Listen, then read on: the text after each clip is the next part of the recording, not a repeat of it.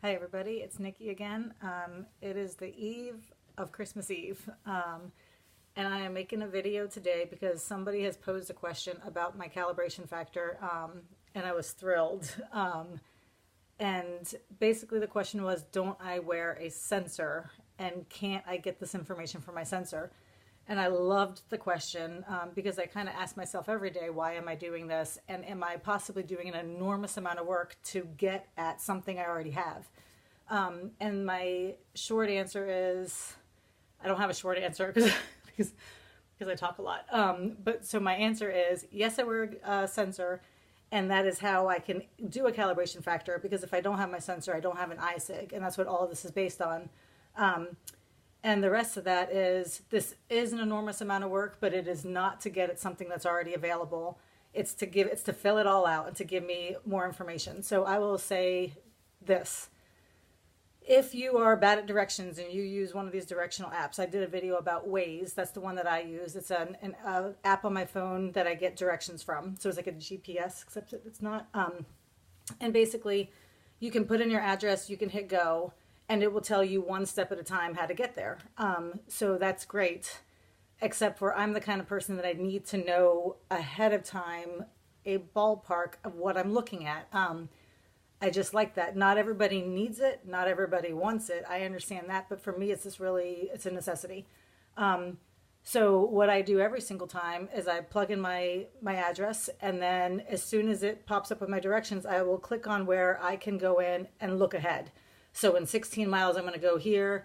In 2.4, then there's a couple of very quick turns. Like, I need to know those things. It gives me a heads up, and it lets me know where I'm going so that I can get there with less stress and whatever it is. Would I get there otherwise? Yes, that's the whole point of the app. But I like that, looking ahead and being able to participate in how I get there. And I might know something that Waze doesn't know. I might happen to know that that a school bus is blocking one of the roads right here. So instead of taking there and finding out, I might go the other way. That was like a full minute response for something that wasn't asked, but I'm really trying to figure this all out and to find a way to explain it. So, the other reason that I do this is because, as I said in a couple of other videos, I now have neuropathy, I have retinopathy. I got something going on with some autonomic something or another. 40 years old, I'm about to be 41. I really want to get good control over my sugars. I don't want to be on a feeding tube in 6 years, and I have reason to believe that if I get it wrong now, that I might be a burden on my children, and it kills me. The idea of it kills me. And I have an opportunity right now to try to get really good control. And I wish I had thought about this 15 years ago or 13 years ago, but I didn't. I didn't know, now I know, and I'm working on it. So if what I need to do at this point is to avoid these roller coasters, then I need to know that I'm headed into one. And that's what my calibration factor is. So 3.5 minutes. I'm going to give you my example from today. I went out for my exercise. I run walk. I do, a couple minutes walk, and then I do about a 25-minute run, pretty much a run. And then I will walk again towards the end of it, and sometimes I walk about 1.5 miles. I don't bring a sugar tester with me, so as soon as I start walking, I will look at my SG, and I will start then using my calibration factor, using my iSig to get a ballpark. Oftentimes my SG is really delayed. The SG can be as much as 12 minutes delayed. They know that. So the problem with that is that it might be right, it might not be right. And if you're ever in a position where something might be right, might not be right, you don't feel like you can really trust it. You understand it really might not be that at all. So for instance, today my SG did show at this point it was a 79. So I knew I was getting down to where I was probably starting to crash. I crunched a couple of numbers, used my calibration factor starting at a 5.5 to get a ballpark where I probably was going to be. But then I did a lower calibration factor. I'd like to explain this in another video, but basically I guesstimated. I might be at a 5, I might be at a 4, I might be at a 3. Using those, I would calculate at each place what my blood sugar could possibly be. which meant that I ended up guessing that I was at about a 60, which, as I said, a 79, one arrow down, that actually was very accurate. But oftentimes it can be 100 points off, right? So I guessed about a 60, and I came back in at a 71. So all of that was looking fine, right? That's not where it was impressive. Here's where it's impressive. Okay, so I had 2 sugar tabs during my exercise because I was worried that maybe I was going to go lower before auto mode could kick me back in the other direction. I knew auto mode was going to kick me back in the other direction. I just didn't know if it was going to do it in time. So I had the 2 sugar tabs. By the time I came in, as I said, I was a 71. I think it was 71. Tested a couple minutes later, I was actually an 81. My ISIG, I'm not going to give you these numbers. My SG was then showing a 60. So as you can see, my blood sugar had begun to turn. My SG was a 60 and still falling. My BG was not 81. My BG was a 76 and a 75. This is going to be so confusing. I don't know how to do this. Basically, if I'm just looking at these 3 numbers, here's a 75, a 76, and a 60, right? I'm thinking I'm still low, not to mention the fact that I was still having symptoms of a low.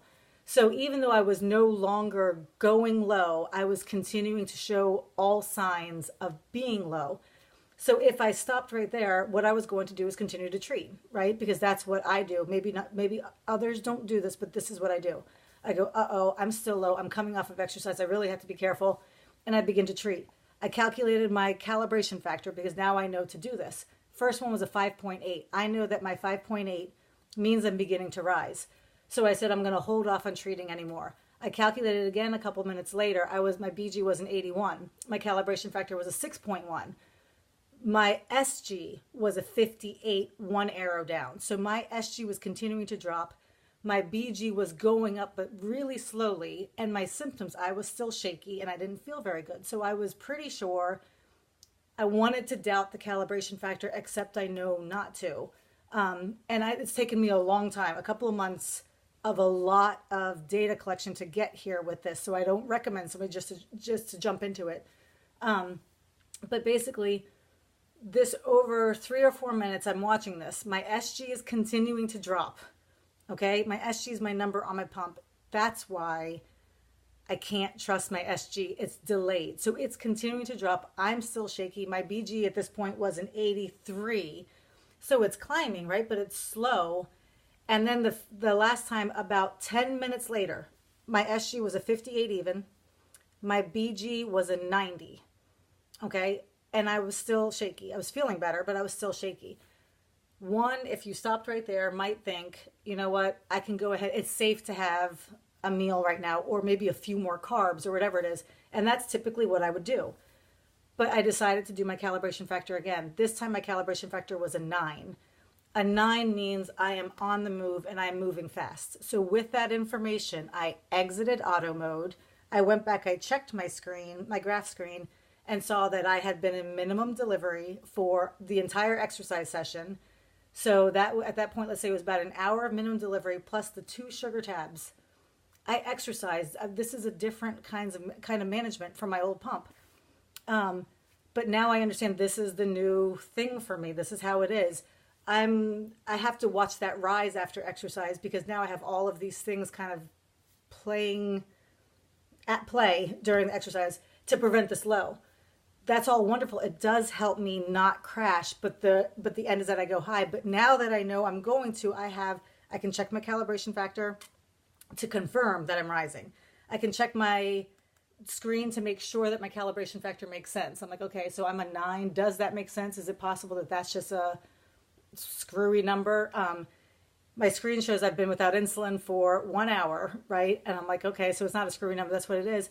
I get out of auto.